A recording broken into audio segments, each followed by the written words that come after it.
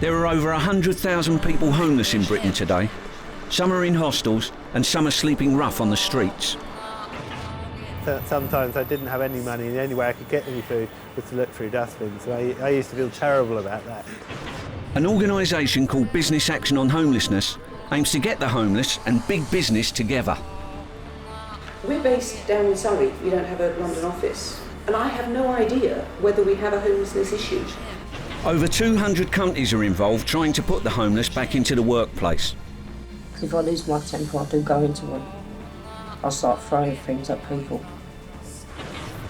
Taking the homeless from the street to the shop floor, the goal of this radical scheme is to try and break the cycle of homelessness for good.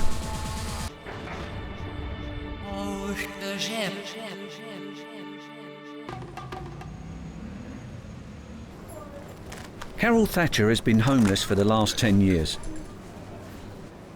She is coming to the end of a 2-week placement working at Sainsbury's. She is on a scheme run by an organisation called Business Action on Homelessness. They place homeless people with companies such as Boots, Lloyds and Marks and Spencer's for a 2-week unpaid work placement. What are these? What are these funny-looking things? Those funny-looking things go over there. Where? Yeah, but what are they called? Carol has been out of the job market for 20 years. She has a history of bad temper and mental health problems. Which one? She sees this scheme as a step towards proving to her estranged children that she is getting her life back on track. It is important for me to get another job. I know it's over 20 years since I last worked, which is a long time, I suppose. I don't know, I just can't pinpoint it. I just don't know how, I can't explain it, why it is important. Perhaps because I'm going to prove to the kids that I can get a full-time job and hold it there. She needs to prove to Sainsbury's at an end-of-placement assessment that they should keep her on, but her short fuse is beginning to let her down. The worst bits is the manager's sexist. Well, I think he is. Why should I have to do the cleaning twice in 1 week when there's all the blokes here doing the fuck all? So I think he's being sexist. Blokes are entitled to do cleaning as well as women. It's all equal, supposed to be equal rights, so why ask me?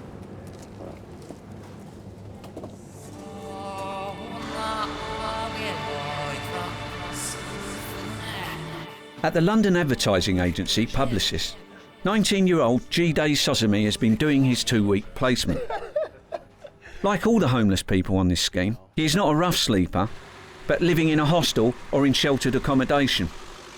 His placement work hours and drama rehearsals have led to confrontations with his hostel. You know my dad. Get down!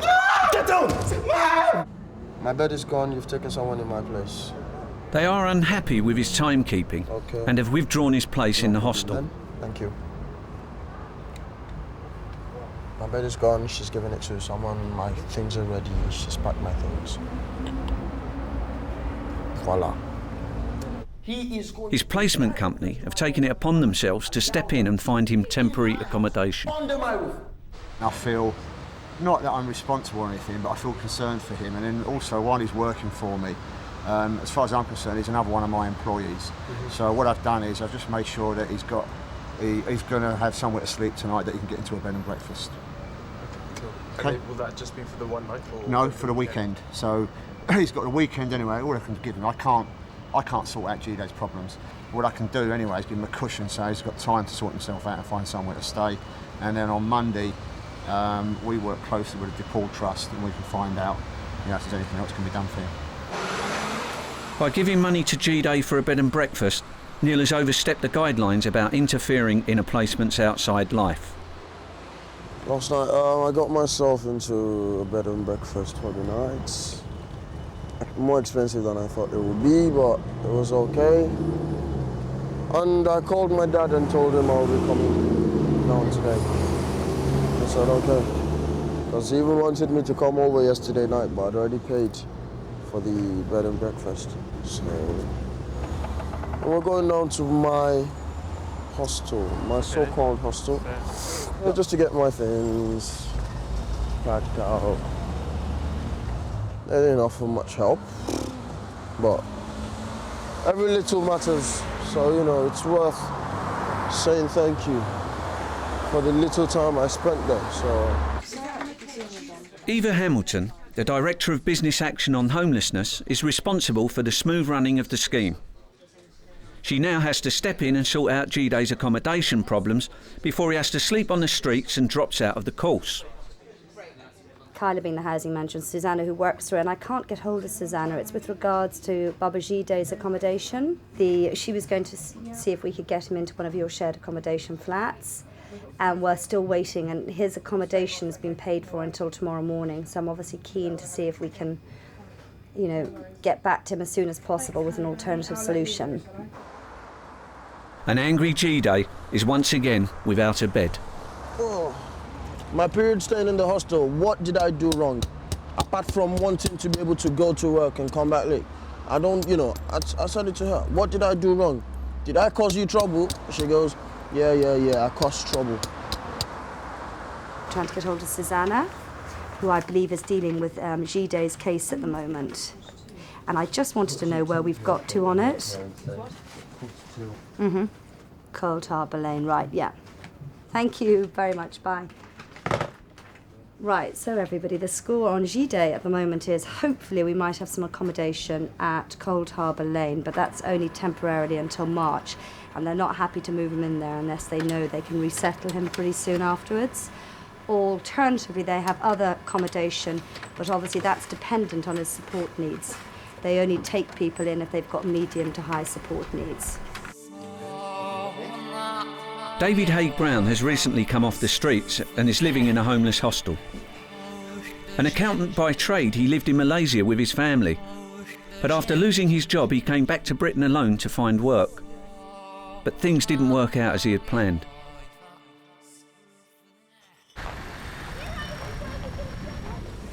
I was on the streets for 11 days, and I was advised that I was better off sleeping outside because I'm more likely to get help from the social services.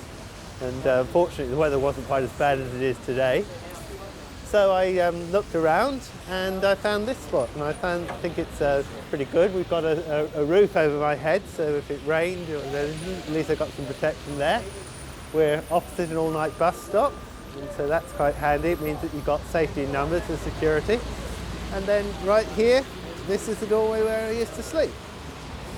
And I would put some cardboard boxes down here. It used to take me quite a while to get to sleep, and of course it's fairly noisy around here. A lot of people say they sleep in the park, but of course if it rains there, you're out in the open, so it seemed to me like this was quite a good place to sleep. A few people came up and offered me some food and some money, which are usually very, very small amounts, 50 pence or something like that, and people might eat a burger or something and finish half of it and then let me have the rest of it.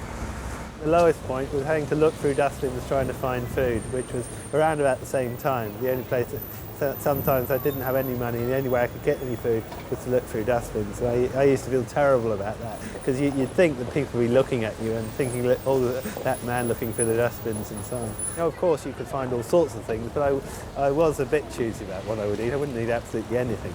One hopes it would never happen again, but of course I didn't expect it to happen the first time, so you just never know.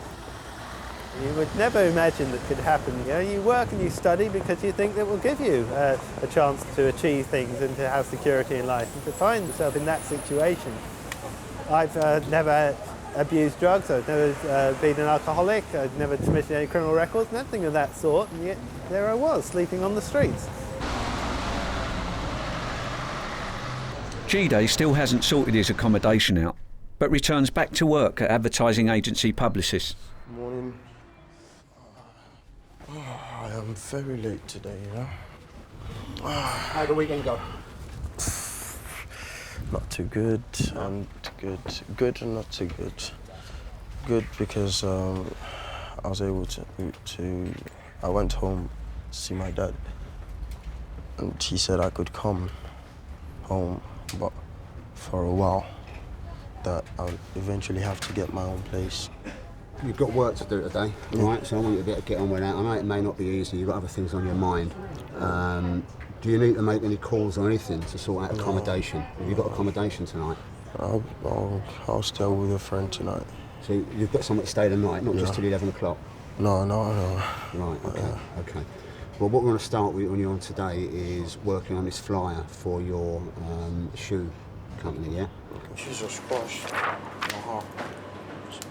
G-Day's about the third person we've had in, and in the past I've never been aware of any of them actually being on the streets. They've always had somewhere to go back to. But maybe that's because we've never discussed it. These things could still have been happening underneath our noses without us being aware of it.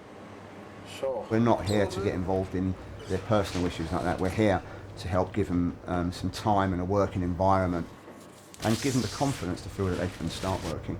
So you don't see what's actually going on at the rest of their life when they finish work. Although it's been pretty distressing, it's not his fault, you know, and really I want to get back on track, get him back into his work experience, his placement, and help him enjoy the rest of the week.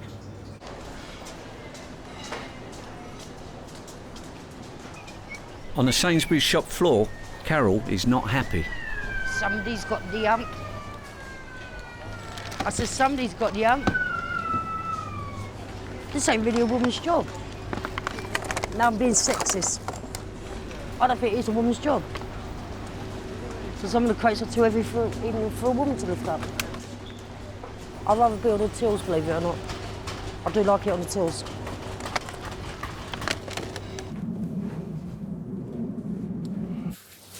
David is a practicing Muslim. He converted to his Malaysian wife's religion when he got married. He is desperate to have a successful placement, in the hope it will lead to a job that can help him bring his family to Britain. Allah.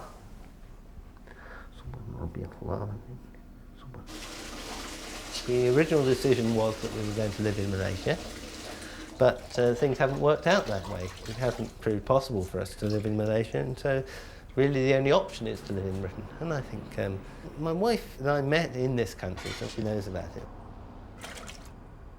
My daughter was born here, but she left when she was 18 months old, so she won't remember this country at all. Finding the companies to take on a homeless person like David is the responsibility of Eva Hamilton. She has come to the financial centre of London to meet some of the top companies in Britain and try to get them involved. We spent an enormous amount of time taking business leaders out on something called the Prince of Wales' Seeing as Believing programme, and that really is getting 250 businesses we took out, senior business leaders, to meet the homeless.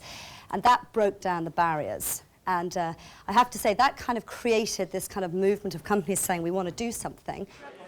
Over the past 3 years, she has placed 420 homeless people on 2-week placements with companies like these. 69 of these placements have led to full-time employment. It looks like Eva has Pret-a-Manger, the sandwich chain, interested in the scheme. How did you find the last 2 days having sat in on the programme? I think from my perspective it broke down a lot of barriers and perceptions about what a homeless person is. You know, particularly I think the thing that struck me yesterday meeting some of the clients, the age range is so diverse, you know, and the different people involved in their backgrounds that, you know, you sometimes think that they're homeless and it's not, you know, through anything that they've done directly themselves. What do you think you need to do now to get everybody back at Pret-a-Manger behind this sort of scheme? For me, it's now to go back to the office, you know, draft up, this is what we already have in place, this is what I believe we can do, and then get you guys to come in and, you know, take it from there, and I think we can move quite quickly on it. And we'll speak next. It doesn't always go like this maybe in the first instance. They don't want to rush it. She's come in and obviously has made a decision she wants to do it, and she said she'll help in January, which is fantastic, which is only 2 months away from now. Other companies will wait a lot longer before they're prepared to take on the placements, but that just kind of depends on the culture of their business. I would say once their bosses have been out on a visit and become very inspired by meeting the homeless, I think the biggest challenge I have is then them saying they want to do something. They then hand me to an HR director or an HR manager who doesn't know an enormous amount about this whole area of homelessness, and the thought of having a homeless person working with them scares them. And I then have to try and overcome those barriers, and that's probably the biggest hurdle that I sort of face. But once you get HR on board and they buy into it, you know, it's kind of plain sailing. Most of the time. The day before Carol's end of placement assessment sees her in a more upbeat frame of mind. Which way? That way. It has brought out my confidence in me a lot. I think it has. Just go straight down. To me, it feels like I've been here about 2-3 months, not just 2 weeks. And tomorrow's actually my last day. But it feels like I've been here for years, like just going back into work, you know. Do you think Carol from registration would have recognised Carol from assessment day? No. What would Carol from registration have said? I wouldn't have been doing it. David has his placement interview with Waits Construction. He has to convince them that he will be able to fit in and do a job for them on a major refurbishment in the heart of the City of London. I've read your CV, you're more than qualified. I'll be perfectly honest with you. You have more qualifications than me, if we can be perfectly honest. Yeah.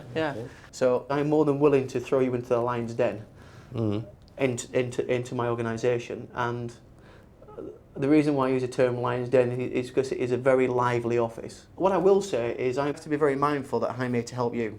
So what does David want out of this? Yeah. Because we're very mindful about not wasting your time. I appreciate that. So what do you want of us? What I want is some experience of being in that commercial environment. So in a sense, what you're saying is that you want somebody to do some of your numerical work, some of your estimating and figure crunching and so on.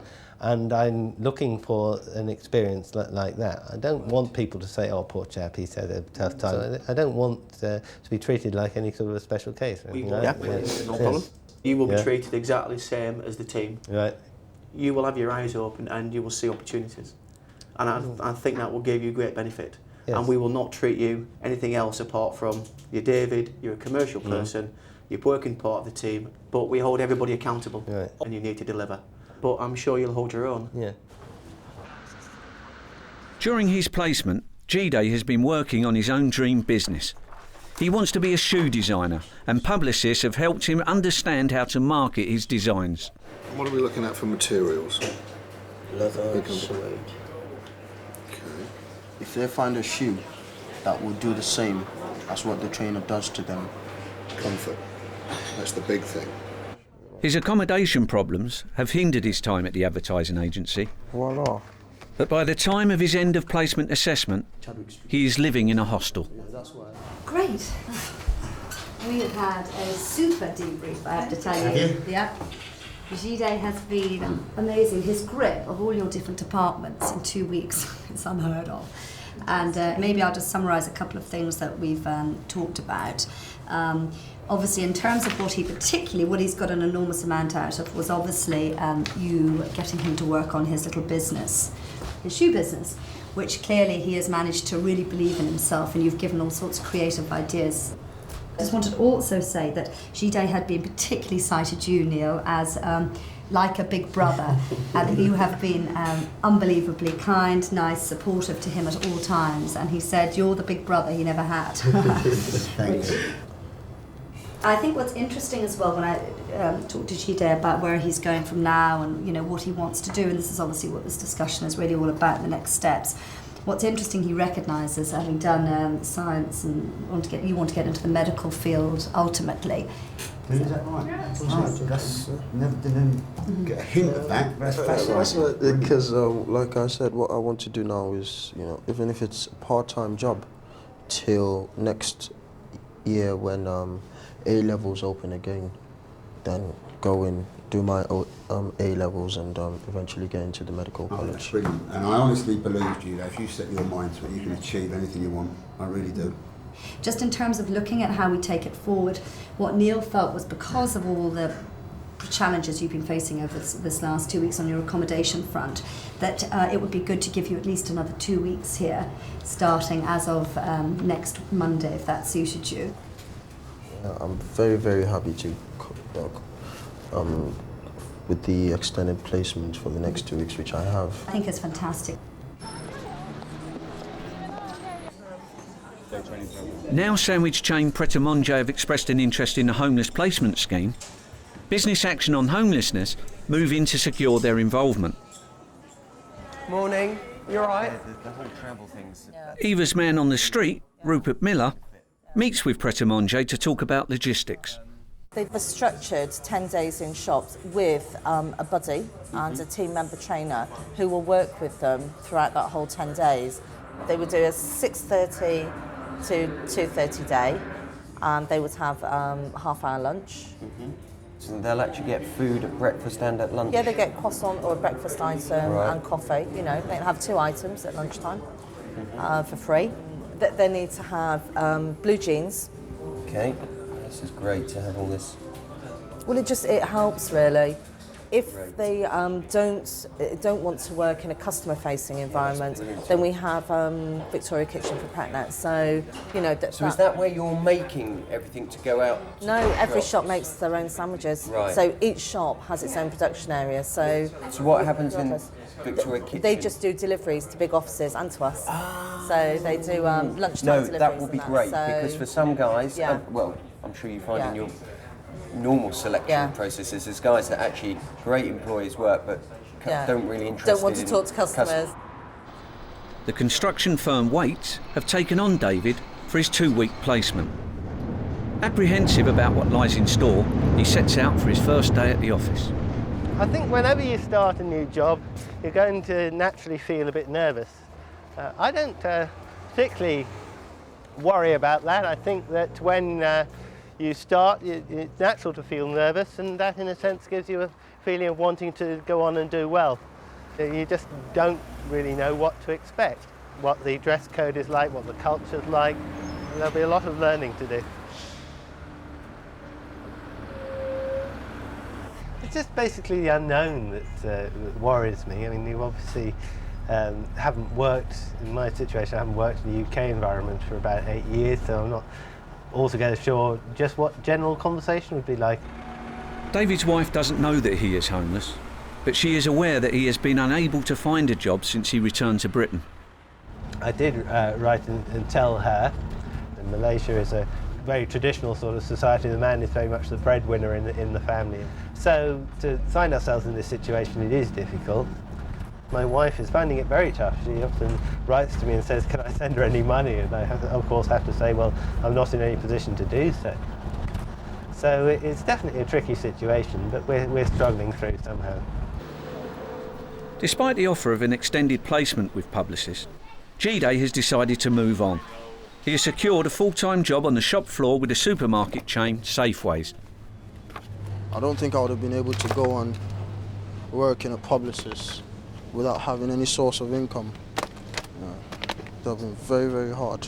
They had no job offer to give to me, and you can't expect me, you know, I would love to, in as much as I would like to do work, stay at Publicis, I'm not being paid, I'm just there for work experience. I can't afford to feed myself, and I cannot live on, you know, the money I get from them for lunch every day, so I just had to weigh my options, and this seemed the better option for me. It's not just G-Day's 2 weeks placement that was unpaid.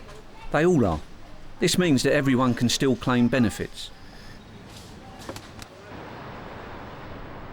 In the heart of the City of London, David is about to become a British worker for the first time in 8 years. Hi, my name's David Hegg-Brown. I met a man called Rob Forrester last week. I'm on a job placement. He told me to come round here this morning. Okay. Yeah.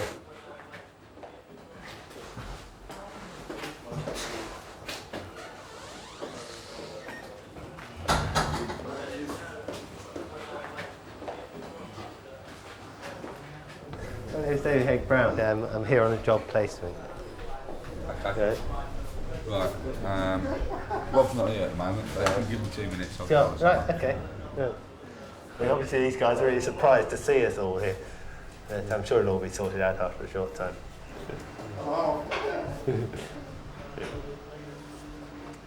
This way? Yeah, go on up. Thank you. Up to... I don't need protective clothing. In the main site office, no one there seems to know what is supposed to be happening.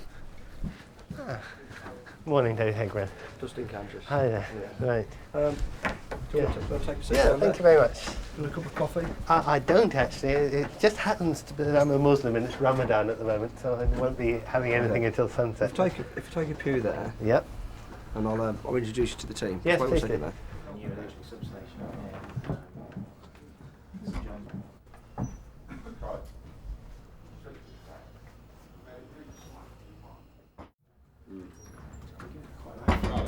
Construction standards.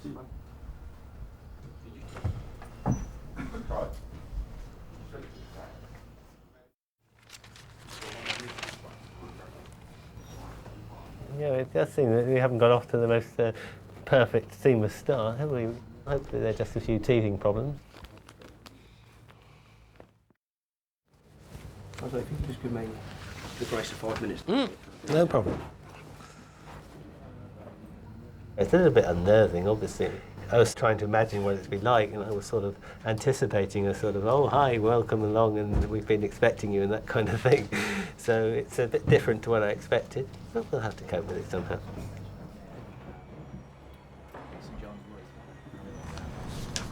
Hello, David. Hello. my name's James Askew. Right. I work for Waits. Have you met Dustin? Right. Hi. Right.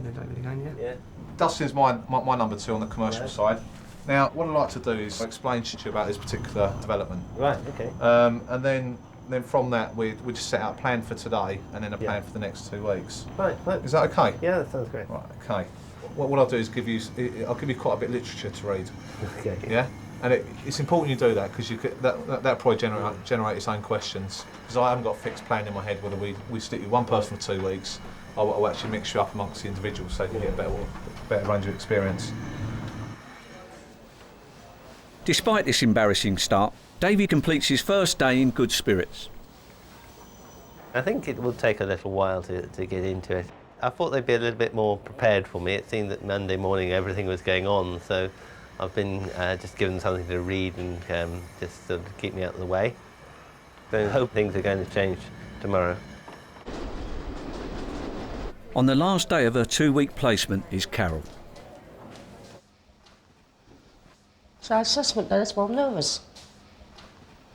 But I mean, what's the worst they could say? Don't know. Honestly, don't know. Could be little nice things. Could be horrible things.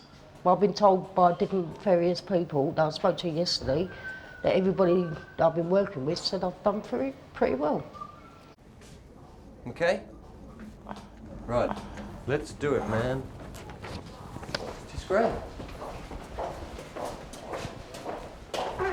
What we've done basically this morning is that I've been able to have a chat with Sam and all your buddies that you've been working with. So, Sam, do you want to Sure. give us your thoughts on obviously, things? we've come to the end of your 2 weeks, which I've very much enjoyed. I hope you have too. After everything we've discussed with your buddies who you've been working with, the department manager who's been sort of overseeing you, Jason and myself, on what we have seen of you so far, should we potentially have vacancies in the store, we would be sort of looking to place you in the store if you'd be interested. Yes. That's pretty good news, isn't it? Yep. Maybe some more training, I don't know, we can work something out. That's great. Carol was saying that she's obviously had a great time at Sainsbury's, Yeah. haven't you? Yeah. But wanted to the possibility of looking at Till work. Till work. How might that fit in, Sam? That's quite possible. We don't actually have any vacancies on our checkouts right this moment in time, but we always do have them coming up. So the potential for you to take a position up there is quite possible. Right, brilliant. Okay. Thanks, Jason. Thank you. And thanks very much for your time this morning. That's been brilliant. We'll get out your hair now. Dexter, don't disappear. An emotional Carol hunts down her workplace buddy. Thanks for having us. No problem. All right, and My I'll see you pleasure. one day next week. Yeah, Monday next week. Oh, okay. Oh, thank you. Nice Bye. working with you. All right, look after yourself. No problem. See All you right, later. thanks. Bye.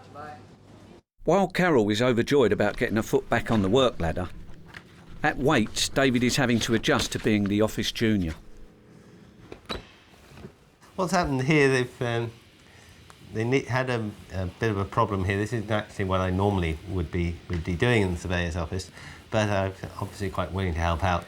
And so James Askew, who's the head of the department, came up to me and said, David, would you mind going and helping out downstairs with the filing? So I said, okay, Yeah, willing to be cooperative is something to do. So it's basically quite a lot of filing.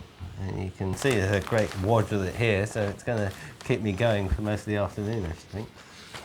And obviously I'm very motivated, so what I want to do is show particularly my motivation. You know, so they give me a job like filing, I'm not going to say, oh, that's a menial task, I'm not going to do that. Yeah, I mean, it's something to do, and I've got to show my willingness to do it. And if I do a good job there, maybe I'll get something more interesting next time. You know, you have to prove yourself to be willing to work and able to do a good job. But at least you've got that foot in the door. And if you get a foot in the door, well, you never know what might happen. G-Day, now happily settled in a hostel, has once again moved on in the job market. G-Day's placement at the advertising agency Publicist seems to have made the difference in helping him make the jump from homeless person to designer, just as he had wished from the start. I was at Safeway, working at Safeway, but you know, it just didn't work out well at Safeway, and for a while I didn't have a job. But luckily, I got offered a place with Tyrac, where I'm now a typesetter, and it's going well. It's going well. I get to make everything that's got to do with text, and adverts, and pricing, price tags, and everything. Yeah, it's a nice job for me. It was actually my portfolio from Publicist. You know, I showed my portfolio to the man and she was quite impressed, and we were actually two that went for the job, but I got the job. You know, that's just the main thing. But I told my boss, I said, I see myself in this company for the next 2 to 5 years, if not more. I see myself in this company. And you know, because that's me, once I make my mind up, no one can change it. I've made my mind up that, you know, if I don't get the finance to go in and do my medicine, I've got a job waiting for me and I'll just stick to it. All of Business Action on Homelessness's efforts to hook Pret a Manger have also paid off. Human Resources Manager Esther O'Halloran's bosses are on board, and now she has to sell the project to potential store managers.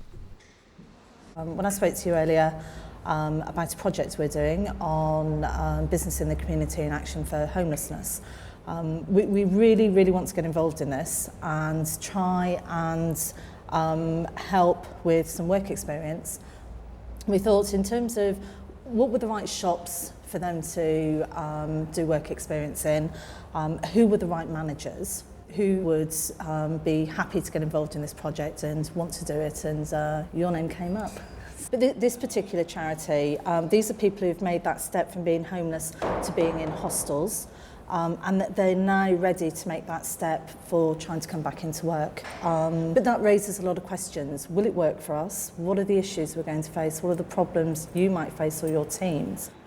And they'll be interviewed from head office before as normal employees. You'll interview them as well. You will get involved in the interview. We're not going to send someone to your shop that you've not met before. All we've committed to is that they will do the 10 days training and then look at interviewing them to see whether we keep them. Yeah, whether we want to offer them full-time employment or not.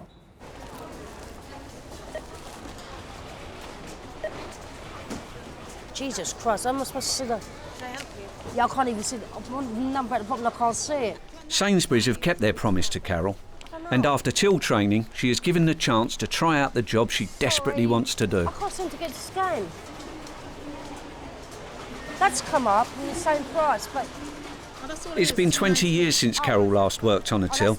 It begins to show. I knew what it was, but I can't remember. Before, I was really scared and nervous, but now I seem more confident in myself that I can do it. The only thing I found awkward was when you're cashing in the cash. I got a bit confused a couple of times. How many zeros to press? Till in 90, how'd you do it? 9 and how many noughts? It's just 2 noughts, isn't it, or is it 3? How many noughts? Kept forgetting to press enough digits. But apart from that, I've done well, I think. So far, a job at Sainsbury's hasn't materialised for Carol.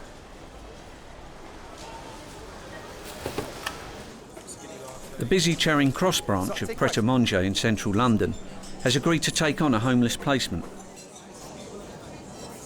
for Pret to get involved in this, and I think if it works, I think we should carry on, continue to do it as well. You know, I mean, if the guy's great, we'll take him on. If they're committed, reliable, responsible, hard-working, I can see it from them straight away. And if they do that for me, well, I'll give them all the development they need. The buddy chosen to look after the placement is Abdullah Zawawi.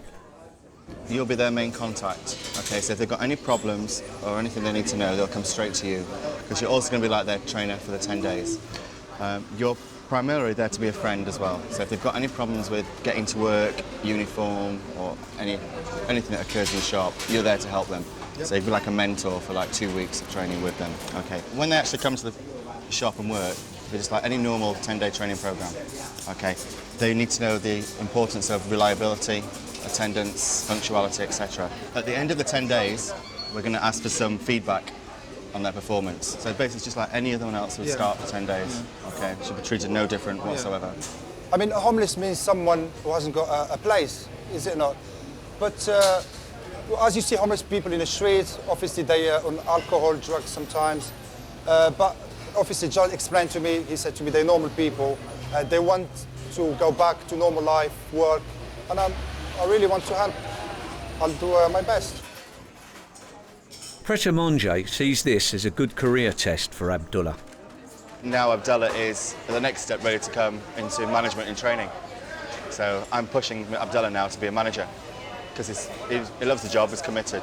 So I thought the perfect guy for this project. Take away, sir. If he can prove to get him in there like anyone else and come across to myself and the rest of the team, the management team, I should have no problem moving on.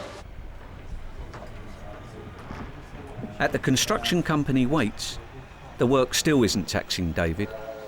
So what we've got here, we've got a whole file with correspondence in it.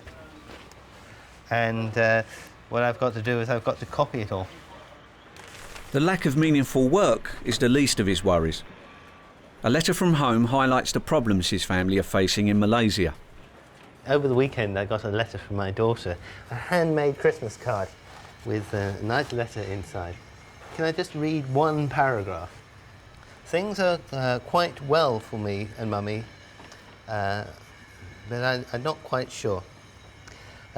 Mummy seems to be in stress, probably because of the work and the debts. This year things have changed a lot. It's a big crash in my life, and everything has changed, but luckily I can handle it. So it just shows that I'm not the only one who's suffering here, that my family are suffering back in Malaysia, but I was thrilled about the amount of effort that she's put in. It shows that she really cares. And yes, it's sad in many ways that this situation has come about. But we've just got to keep on hoping. If you give up, nothing will happen. So you've just got to keep on trying. On the next episode of Headhunting the Homeless, 6 a.m. starts at Pret a Manger aren't going down well with their homeless placement. Oh, it's 1:15. And are we missing anyone important? Yeah, Sam. He'll give him till 6:30 to be here. After 6:30, he's obviously in trouble. And David continues to soldier on at the building site without his family. I know there's nothing wrong with crying, but as a grown man, you know, in occasions like this, you do feel very sad. So the old stiff upper lip does tend to quiver sometimes.